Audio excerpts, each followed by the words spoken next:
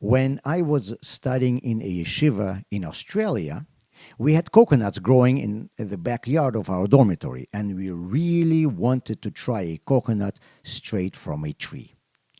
We were able to get one down, but opening it was a whole other matter. After several unsuccessful attempts to crack it with a knife, we resorted to a saw, a hammer, nails, but to no avail. A local aborigine was mowing grass nearby. He kept looking at us, and then finally he had pity on us and offered his help. After a couple of seconds of studying this coconut, he opens it with his bare hands, lightly hitting it on a stone.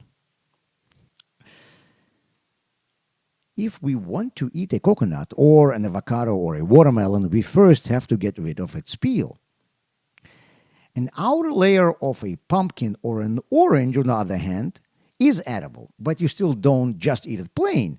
Making a jam from orange peels or a soup from pumpkin shell takes some work.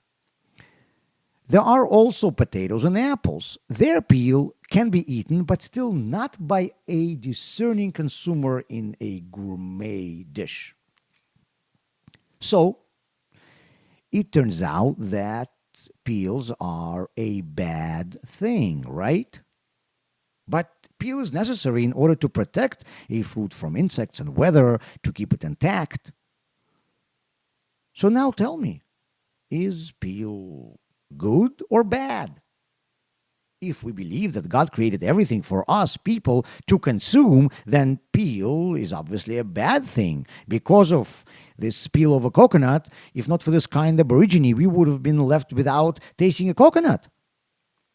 But if not for this peel, the same coconut would have not been able to ripen to be suitable for us. In Kabbalah, a peel, kelipa, is a metaphor explaining the presence of evil in this world. This shell of a coconut, for us in yeshiva, was definitely evil, but it was a necessary evil since it was needed in previous stages of this coconut's existence. There is a lot of evil in this world. For the most part, it is a necessary evil. It had its role at some point in the past. But what should be done with it now? There are peels that we cannot use at all. They are an evil that at this stage must be eradicated, like coconut shell. Kabbalah explains that there are three types of such evil, and they are called Gimel, Klipot, Tmeot, Legamre. There are also peels that can be processed, like an orange peel. But for this to be done, we need to first of all understand that this peel is not an orange itself. It is not the good that can be consumed as is in its original form. Then, this shell must be separated from the fruit and then processed. In Kabbalah, such a peel is called klipat noga because it can be used, but only on certain conditions. Look at your garbage can. How much waste is in it? This is all the evil that was needed at some stage. It is a necessary evil. But now we need to separate it and get rid of it. It cannot be redeemed or corrected at this point. If this world is a kitchen, then the Torah is a spiritual cookbook that tells us what is edible and what is not.